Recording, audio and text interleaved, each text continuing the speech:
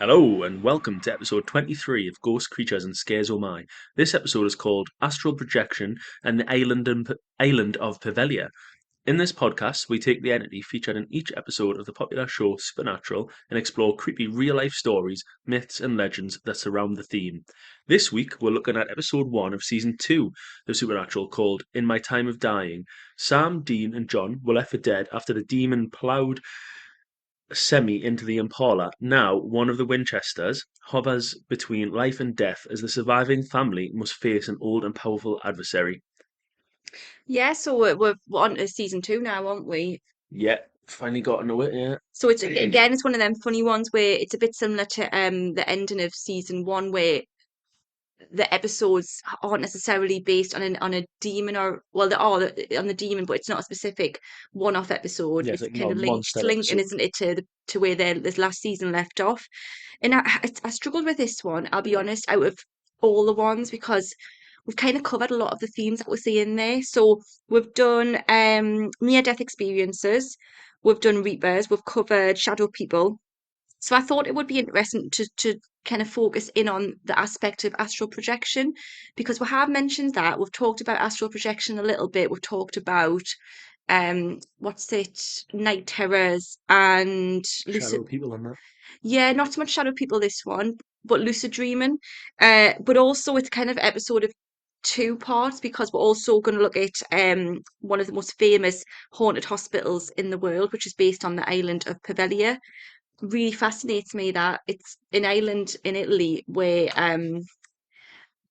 it's actually banned to go there to this day, because people, and the reason behind that is because it's quite dangerous and it's dilapidated and that kind of thing. But as you can imagine, the legends and myths that will have built up around this by local people and people all over the world, that there's actually something that they're trying to hide on this island, or that they're trying to keep contained. So yeah, we're gonna dive into astral projection. So what do you know about astral projection? Just from what you see in the movies and stuff, really. Obviously, people are projecting the mind. I think it's Insidious, isn't it? Hmm. Which is it's a big part of sort of when you go to sleep and you project your mind into sort of a dream world type thing. Yeah, it's a really central part of the franchise of Insidious, and we're going to look at that today. So I took this from dreams.co.uk. So simply put, astral projection is a term that describes the soul or the astral body intentionally leaving the physical body while asleep or whilst meditating and traveling to wherever it likes. It's sometimes referred to an out-of-body experience that we'll refer to as OBE from here on out, a state in which consciousness can operate independently from the physical body and traverse the astral planes. There are various techniques and beliefs surrounding astral projection. It has been a topic of interest in many spiritual traditions throughout history. Some people believe that astral projections or OBEs provide an opportunity for personal growth, spiritual insight, and expanded consciousness. On the other hand, scientists view OBEs as experiences stemming from mental states similar to dreams or altered states of consciousness. Psychologists and neuroscientists suggest that OBEs are related to pathological activity patterns. So it's basically, if some people believe that you can actually remove, I mean, religious people might say a soul, spiritual people might say it's more like whatever, whatever you are, the essence of you, you can lift it, your consciousness from your body intentionally while you're asleep or when you're meditating, and go and wander around, which I think it really fascinates me, because I could get on board with this. Whereas the scientists would say that actually it's just like, it's a bit like a dream where you think this is happening, but it's not. Yeah, I think Thoughts? the whole thing of it's supposed to be that you can like fly around and stuff, isn't it? So I mean, yeah, it'd be pretty cool if you could actually take yourself out of your body and go flying through the skies and that at night. Yeah, that's it. Some people believe they can. I can lucid dream, and like we had to argue about this, not me and you, but um, I was telling people about this, and people were saying that you can't do this, like lucid dreaming. Where you like you know you're asleep and you Yeah, can change your dreams. yeah, well, to an extent, I can do that, and apparently it's really rare. But like, I mean, I'm quite proud of it, to be honest, 'cause apparently it's quite rare. Not to brag, but I can lose the dream. And they put that on me, like, if I had a LinkedIn Well, page, my explain your CV. very weird dreams that you're always telling us about. Well, don't get me wrong, it's not like Inception where I'm wandering around like actually it's creating things, but it's probably like, I'm bragging, I'm just joking. There's loads of people who have these. It's just apparently some people would kill to have them kind of thing. How do you know you're not dreaming right now? Oh, that's it. That could be true. This podcast could be a dream. Could just be all in your mind. Inside the padded cell, an island Hmm. of Poveglia. Yeah, no, but it's what if I have a dream where something particularly embarrassing's happening, I'm like, oh, hang on, this couldn't be happening in real life, so I must be dreaming, and I can pinch myself and wake up. Imagine if it did happen in real life, though. Ah, this is just a dream. It's just This is just a dream. let's jump off this cliff to wake up. No, but I do. The best one I've ever had is where I knew I was dreaming, so I was like able to like walk into the wall, and the wall was like you could put your hand through it, and that's how I knew I was asleep. And I was so that, yeah, but obviously there's some people who say they can do all sorts in the dreams. So some people say they can go and actually walk into rooms and they can watch other people sleeping and stuff, and so they really are like like on Insidious where they can actually consciously do. In my dreams, it's just me wandering around knowing that I would really be wearing clothes in public, so I know I'm asleep. Do you know what I mean? Whereas these people, they say they can actually be themselves in the dream and control it, which I don't know. I do believe it because if you I've experienced lucid dreaming, so I'm sure there's people who plow all the free time and energy into developing this. But it's like that book, isn't it? Is it Behind Her Eyes? The one with it they made into a program, but the program wasn't anywhere near as good. Oh yeah, I think I remember you telling us about that. Yeah, well, wasn't at the end it turned out this like weirdo had been jumping into different people's bodies. That's body snatching. Yeah, I just think it's a really fascinating idea. Um, so the notion of astral projection itself is ancient, and many people, from New Agers to shamans worldwide, practice it as a form of self care and spiritual healing. An article on Elite Daily features an interview with Dr. Naganit Noor of Nirvana Clairvoyant Healing. She is a world renowned spiritual teacher, clairvoyant, and doctor of acupuncture. Newer says that astral projection should be practiced carefully and intentionally. This is because when a traumatizing event confronts humans, they can end up astrally projecting and losing a sense of control. Newer explains we can do it subconsciously when we're not feeling safe. The spirit leaves the body and projects elsewhere. When not practiced responsibly, you can lose a sense of authority and seniority over your own body. It can be really disempowering. So, how to astral project, and would you try it? Would you try it? First of all, what a name to have if this is the sort of thing that you're doing, to be able to turn it into Nirvana. Yeah, that's great. But well, it depend because if it's like Insidious where someone could steal me body, Hmm. then no, I wouldn't try it because I Yeah, well, wouldn't want to go more than 2 foot from my body in case somebody tried to steal me body. I absolutely love the concept of Insidious, and I know it gets slated, but I think that's such a clever concept that if you are astral projecting, there might be these spirits who are desperate for another chance at life, who want to jump into a live, fleshy body and live as them, and then you're trapped. Your soul is trapped in this kind of limbo. I think that's a really Yeah, interesting exactly. So idea. if that was the case, I wouldn't want to take the risk. But obviously, if it was just a case where it was that didn't happen, then yeah, I don't How know do you why. know that the real Amy, is actually lost in the We dreams? can always hope, can't we? So you can Google how to astral project. I won't bore you with it. A lot of meditating basically and thinking about how you would leave your body and that in practicing. But like I say, don't think a lot of people have got time for that. But if you do have a spare half hour one day, you could maybe try it. So we're going to return now to the film franchise that is Insidious, which was we've mentioned a few times because it is the central plot to the franchise, isn't it? Um, this I took from Paranormal Periodical on Tumblr. It's one of those horror films that just gets it right. Yes, it wears all the trademarks of overworked tropes, but the beast that emerged from James Wan's mind and slithered onto the cinema screen recaptured timeless traditions with a new sense of terror. And yet somehow, the rosy cheeks of the lipstick-faced demon gleaming in his various jump scares aren't the scariest thing about this film. You see, most of the horror movies that manage to scar me for life are allegedly based on real stories. James Wan, who also directed the Conjuring franchise, is no stranger to fleshing out his dark ideas with even more twisted truths. So it was only recently when I discovered how accurate Insidious from 2010 was to real paranormal phenomena. that young Dalton's venture into the further became far more terrifying. And I need to tell someone about it. From the supernatural to the Soviet Union, Insidious is grounded in far more rumours of a haunted house.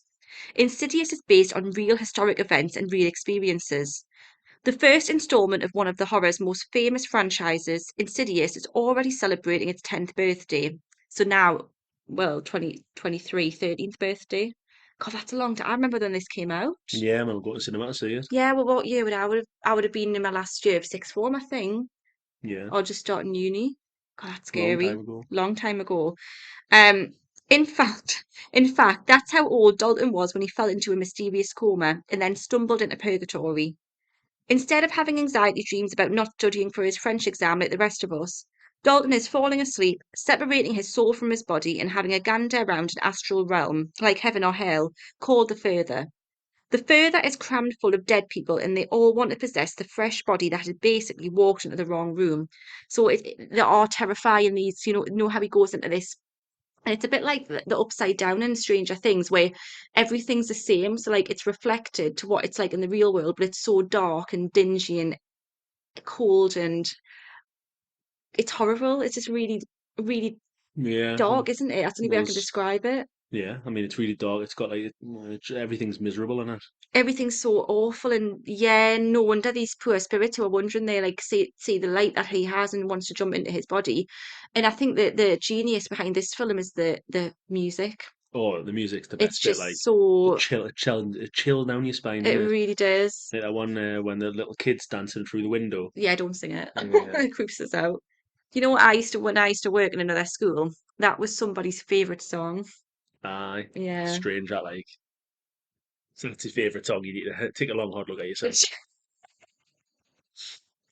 Yeah, it's not catchy, is it? No. So the first two films follow Dalton and his family as they navigate the all-American struggle of being followed by endless paranormal activity and various family members being stuck in purgatory. After strange occurrences follow the family from house to house, which only seems to extend as far as the hot topic goth demon standing by the bed of Dalton and his younger siblings. Yeah, I didn't write this. That's what I'm saying. Apologies. Excuse me. Hot Topic's like an American store. It's Oh, it's a bit like we haven't really got a version over here. Hot Topics, like, do you remember? Oh, didn't go to the Green, did you, in Newcastle? no. Kathmandu. I It's know what like you mean, though. I know you the like a shop. goth shop, Yeah. yeah. But it's more of like a teeny bopper kind of pop punk goth shop. Um, yeah, I think it's the same that because he's like he kind of wears loads of studs and stuff. So where was I? A local psychic, sorry, is summoned to figure out what the hell is going on. Elise uses her spidey senses to determine that yep, there's a demon, and no, the house isn't haunted. It's the boy. It's Dalton. It then turns out that this ability is hereditary and comes from Dalton's father. Josh actually worked with Elise when he was a kid after his astral projecting resulted in a parasitic spirit of an old woman following him into the afterlife. Elise therefore sends Daddy-O into the film. Daddy-O. I'm really sorry. I'm reading it as this person's written it. I'm going to reread that. Elise therefore sends Josh into the further to fetch Dalton, his son, and bring him home. Each culture and each religion has a different take on projection. For example, the Japanese believe that those who are ill or comatose, like poor Dalton, are more prone to astral projection. In Insidious, we also see astral projection take a number of forms. There's obviously the travel to different planes, like the further, but we also see time travel too. This chimes in with the different schools of thought regarding astral travel. The history of this practice dates back to the Roman Empire, but only in the 18th century did discussion of astral projection take place, when Emanuel Swedenborg wrote about his own out of body experiences. Interest in projection increased throughout the 20th century, with many notable historical figures claiming they've ventured into other realms, including noted American activist Helen Keller. She claims that she's astral projected to Athens. She said, I have been far away all this time, and I haven't left the room. It was clear to me that it was because I was a spirit, that I had so vividly seen and felt a place 1,000 miles away. Space was nothing to spirit. Aside from being practiced by historical figures, it took centre stage in a historic era too. It was during the Cold War that the study and the practice of projection took off, and it actually became a political weapon. Beyond the Cultural War, however, was a plethora of evidence suggesting that events we see in Insidious might be all too real. So the Soviet Union and the links to the supernatural. So, unclassified CIA documents are a staple amongst paranormal enthusiasts, especially those who have a habit of following mysterious lights in the sky. Top secret memo from 1974 proposed an experiment where Patrick Price, a former police officer, would use astral projection to gain information regarding Soviet installations in the Ural Mountains. They wanted entry and exit points, they wanted floor plans, they wanted operation details. This was a covert operation that used paranormal capabilities already being tested and trialed by their communist rivals. So again, like similar links to Stranger Things again with the fascination of the Soviet the Soviet Union in the Cold War. So the aftermath of the Cold War mainly between America, USA, and Russia is that there was this huge distrust between the two titans, I suppose, of the world at the time, which we know it does carry on today as well, in that they were constantly trying to do these underhand spying techniques to gain intel, and they actually did try and use astral projection to take a soldier, a police officer, former police officer, and send his astral spirit, sorry, into these mountains to try and find out what the Russians were up to. Sounds like the plot of it is Scooby Yeah, I Doo. was gonna say, that sounds like a film. That's Inception. That is just Inception, isn't it? Yeah, to be fair. Yeah, it's literally what it is. If that isn't a film already, that could be a good.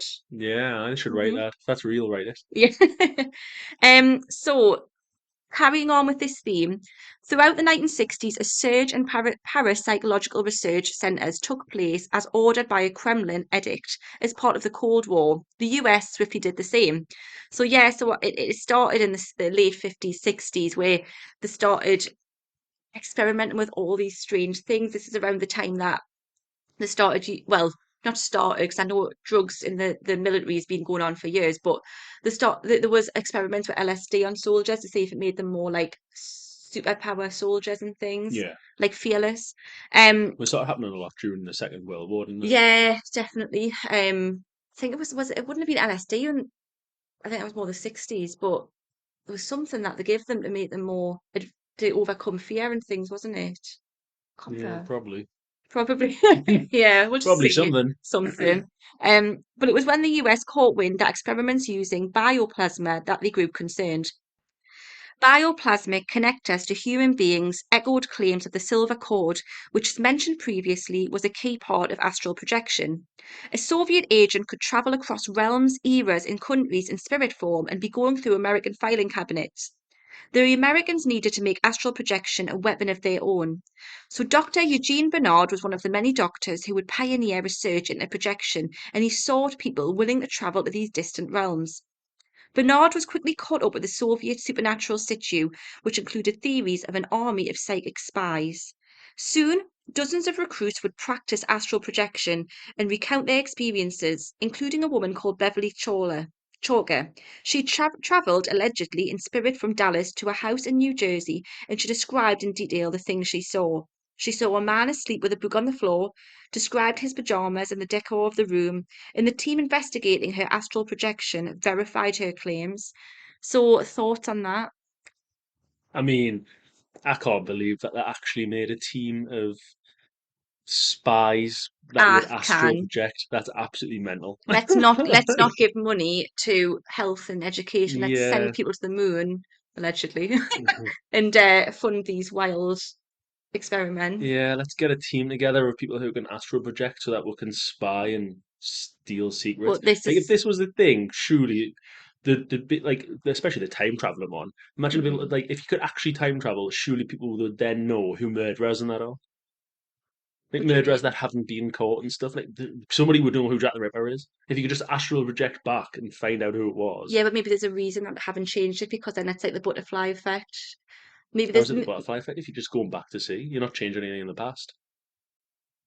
what do you mean? Like if you're just projecting back to find out who it is, and then you wake up, it's not really Oh, changed now, is it? well, people think they know who Jack the Ripper was. Yeah, but did that because the astral projected? No, no. Well, it's not real. Come on, it's not real. Yeah. I get what you're saying. But yeah, but it was verified that this person in New Jersey, she was in Dallas, that there's a real person in New Jersey. But I would like to know how they verified that. Aye. Did they go in every house in New Jersey and just found a man with pajamas? I don't Were believe. you lying on the floor this night? It must be you. Yeah, I don't buy that. So similar stories soon leaked to the public, and many ordinary Americans began to try their hand at exploring spiritual realms. Of course they did. Books, articles, and even a set of infamous tapes released in 1973 claim to reveal how one could separate their soul from their body. It used a rhythmic ticking noise to hypnotize those seeking new paranormal abilities, something we hear about in Insidious. The tapes would be used by one Robert Anchovik, an infamous practitioner of projection who would mysteriously during a session. 6 weeks later, Patrick Price died too. So he's the guy from the first bit, the police officer who was trying to get into the mountains. Yeah. So these people both died. We will talk about Robert later. Even security in the White House was allegedly amped up over reports that the Russians were looking into giving their astral soldiers physical strength so that they could become astral assassins. Oh my God. How How man? Who would believe in that? But they did. The Americans and the Russians both were plowing money into this. Can't believe it. Like, like they've got smart people working for them. Like they're actually going what would they have used for this? Like made up shields. But this is what makes me think: could it be real? Like, is there something in there that they haven't told us about that it is? Then again, well, I don't know. I'm more likely to believe stuff like this. I've always said that because I do feel like we only use such a small part of our brain, and there is a sixth sense that we have. I don't know. Don't get me wrong. I don't think I could be sitting here and then I could be watching Joe Biden in the White House having a cup of coffee right now. I just mean I think there's something that we're not tapping into fully that we could. Oh, but there's a degree of it. Like, don't get us wrong. I think maybe when you're sleeping and you're dreaming, being able to change like control your dreams a little bit, but not Hmm. actually being able to project yourself to be able to go and spy on people and that, Oh and then no. physically hit them. I think they were Use the doing. We're wanting to force. assassinate them. Believe in the force. So, concerns also claimed some projectors could become zombies if the soul got lost, just like Dalton was in Insidious. In fact, one practitioner demarcated several zones of astral travel, with Zone C being the limbo where souls were trapped. According to some, the further was very much real. So that's interesting that you could be, if your soul's out there, your body's essentially like a zombie. Yeah, Yeah. suppose, yeah. I mean, I don't yeah. think it's like a zombie that If can it's move got around, no but it's soul there, comatose. like, yeah, would just be sort of sat there. It's not really a zombie if it can't move, though. Mm. Just a Yeah. husk. So the further is very much real, and Robert Anchovik was stuck there. Robert was one of the many Americans swept by the incoming tide of astral projection. He had been taught the practice by a yogi whilst in India, but unlike many other Americans who stumbled into amateur projection, he delved in head first. He then began to have dreams about a beautiful woman. Her exotic looks and compelling voice was calling to him from a different realm, and he wanted to follow her. On the 1st of June 1975, he told his roommate not to disturb him. He went into his bedroom, locked the door, and followed the method of astral projection, as explained by those tapes released in 1973. 3 days passed, and his roommate grew concerned. He broke down the door to discover that Robert was lying dead. His seemingly healthy roommate was lying on his bed and smiling. There were no signs of a struggle or a seizure or any cause of death. Medical experts could offer no answer on how he died. A local astrologer claimed that the answer was obvious. He simply decided not to return to his body. His death would be blamed on his astral projection and it would make headlines across the states. But some alleged that he was not fully at fault. He was drawn in by a beautiful female entity that would call out to many others with her enticing voice. The descriptions of the woman all related to Amut, an ancient Egyptian female demoness. And according to the ancient Egyptians, she existed in astral planes and consumed souls of those she came across. Laverne Landis heard the same voice. It might have killed her too. The mother of five was found dead in the woods in Minnesota by a construction worker in the winter of 1982. She wasn't a typical recruit for projection as a nurse working at a local hospital, but she had started hearing a voice. The voice was from an astral spirit that promised her the power to heal the sick. So she quit her job, abandoned her children, and drove for 6 months with the voice of Amut as her guide. The voices grew stronger, and she felt the voice vibrating in the wilderness around her. Her psychic group warned her against astral projection, claiming that she might get stuck in limbo. She ignored them, and Landis and her boyfriend followed the voice to Loon Lake on a long trail road along the wilderness. We've got to stay here. They're going to be in. I know it. I can feel it. They're almost here. After Laverne passed away, probably from starvation or hypothermia, her boyfriend pulled himself through the snow and alerted a local. Landis also reportedly was very interested in UFOs and was part of a UFO cult, and she might also have gone to the woods to wait for a flying saucer to land. Either way, she was waiting for something out of this world. So, Very apt name, Lee. yeah, it did make me giggle, that one. In 1975, an entire class of students in a prep school in Cincinnati attempted astral projection. They were led in an experiment from which they would travel home, report back what they saw, and phone calls would prove that travel via spirit was real. Theories. So there are some theories on this. What do you think before we read through them? First of all, I think that his roommate was a terrible roommate. 3 days. 3 days. Do you know what? One day you can Yeah, sort of be taught you not to go in, but as soon as it breaks into that second day and your roommate's not come out in a full day, surely you've got to start thinking to yourself, maybe I should knock. I'm gonna say one word here. Leads. What? What? What are you on about? You're not willing to comment on the podcast about Leeds. Nah, No, keep that for is that your secret. not my house, Leeds. What are you on about? You got your little Oh, roommate in all right, Leeds. yeah, I. When I first met Matty, he was studying in Leeds University.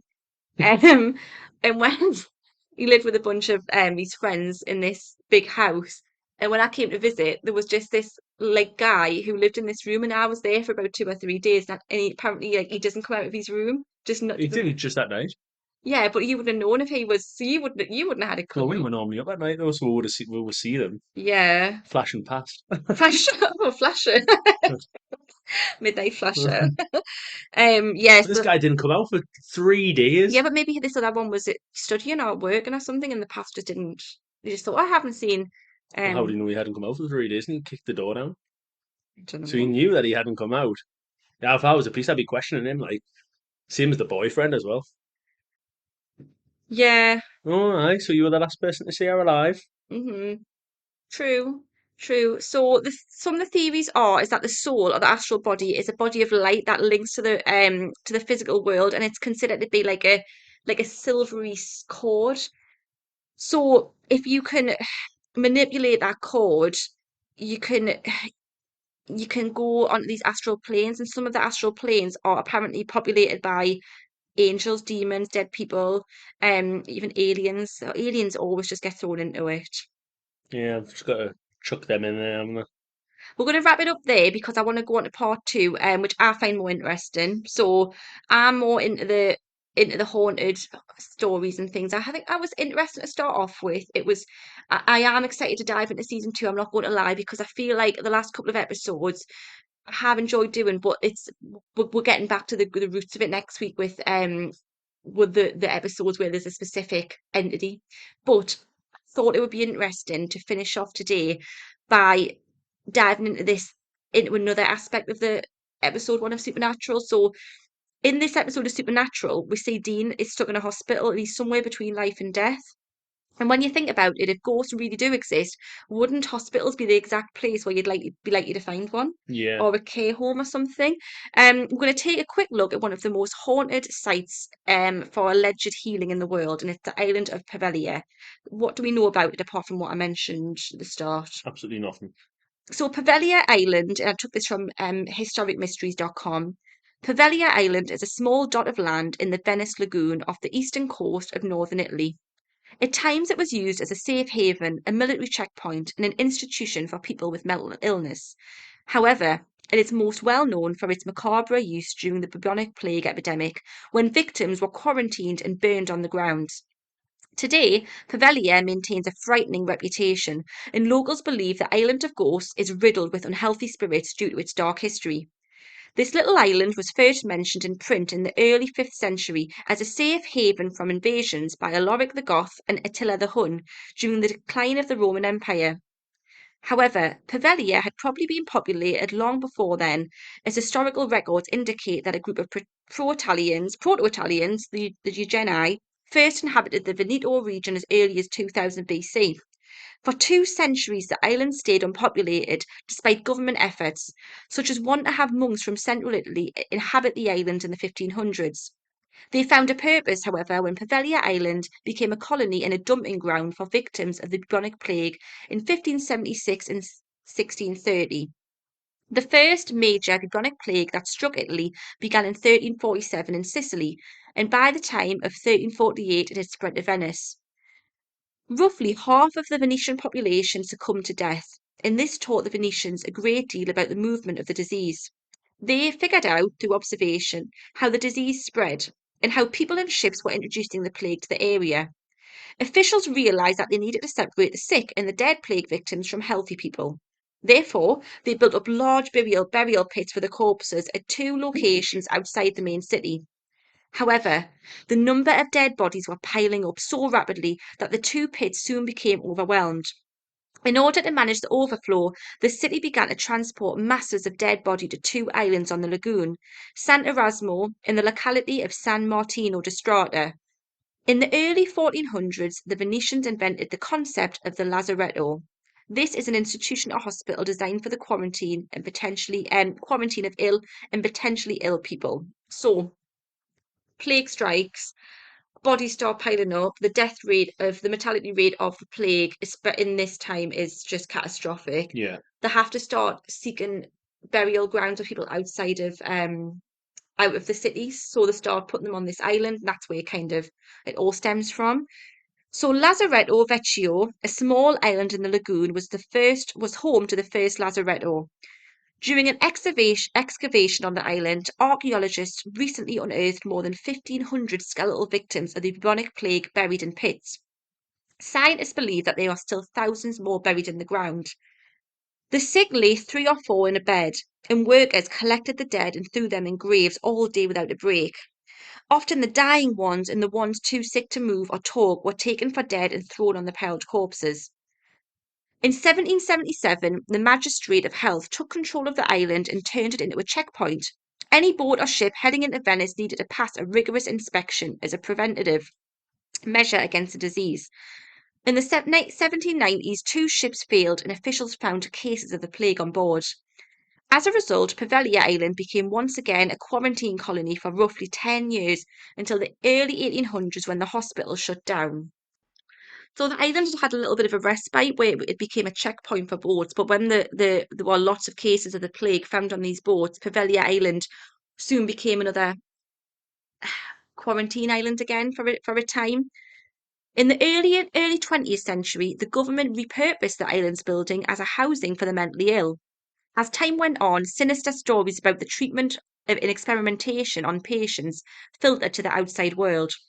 Some say the doctor committed suicide as a way to escape accountability for the grisly human experimentation he conducted on the patients. Other stories claim that the tormented souls who suffered on the island haunted him and that his only escape was suicide. Yet another version says that someone or some entity pushed him off the tower. The patients and staff finally abandoned the island in 1968 and it has remained unoccupied to this day, except for, allegedly, a population of tormented ghosts. The remaining buildings, a hospital, church, and a shelter for boats, are crumbling away with time. The government attempted to auction the island off in 2014. They were unsuccessful when the only bid they received was a mere $704,000. Naturally, a site connected to so many methods of death has lived on in the popular imagination to this day. TV shows like Ghost Adventures and Scariest Places on Earth have featured the island. It has also been the subject of fiction and graphic novels. In all likelihood, until Poveglia Island becomes suitable for businesses and residents once again, the area will continue to be a shadowy presence. For now, though, it remains one of the most haunted places on Earth. So, why is it illegal to visit? This is what I'd like to know. Could have loads of diseases in that, really. I Mm, mean, yeah, like, I mean, obviously, would have been a while ago, but You can never quite tell, can you, if there's still something lurking around. I mean, imagine if they unearthed one of these like burial things and released the bubonic plague back on society. I don't really know how things like this work, but would that be possible I'm not sure. after all that time? Would it not leave it? Like I The feel like germs not leave like bacteria a and stuff dies and that, like obviously, yeah. but I don't know because there's cases obviously like like pyramids and that. Uh-huh. Like you've always got to be careful of those sort of things and having I think. Oh, I don't know. I'm not 100% sure, like, but I mean, Is that you're not thinking of like live animals that would be carrying it, like mosquitoes? well, I don't know. There's I know what you mean though. It's not going to be great if like because it could be some kind of if all them dead bodies have been festering, there could still be something. could be something there, yeah. Especially all those years, like hundreds Hmm. and hundreds of years with loads of dead bodies all in one place. Yeah. And Like, also just the fact that the buildings are crumbling and it could be yeah, toxic and things like like you say, that. the buildings are crumbling if it's not being maintained. Parts of the island could just literally be Hmm. like sink pits and stuff, I think. Would it not be Sinkholes. more funner to say that it's haunted though, and that's why Oh, it it's. would be more fun. Yeah, let's Shall we go have a with little that. look at some haunted Yeah, should we theories go with before that we then? finish? So the one of the legends behind the haunting of Poveglia is a crazy doctor. Another version of the story says that the asylum's director went crazy and he jumped off the clock tower. According to legend, it wasn't the jump that caused the death, it was a mysterious fog. The doctor was known for being a bit mad and for doing experiments on patients, including performing several lobotomies. However, even though you might frequently encounter this story in different narratives about Poveglia, it actually originated in US television series like Ghostbusters.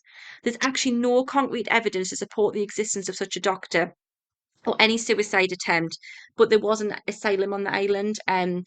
But people have said that they've seen this doctor and things, but apparently it stemmed from the US ghosts programs. Aye.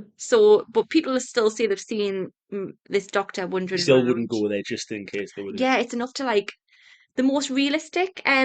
But the recounts that some of the accounts that I was having a glance over it would be ghosts of the plague. That to me makes more sense. Yeah. So another legend of the island tells us that patients of the psychiatric hospital would often see the ghosts of plague victims and feel even more tortured by these visions. These stories unfortunately cannot be fully confirmed, so it remains yet another mystery of Poveglia Island. Over the years, many who have visited the island return having experienced some of the most intense paranormal activity ever reported. The overwhelming feeling of being watched tends to be the first indicator that something strange is about to happen to visitors, and shortly after, ghost hunters begin to report being scratched by invisible entities, pushed into walls, and even chased by the disembodied sounds of mourning that echo all across the island.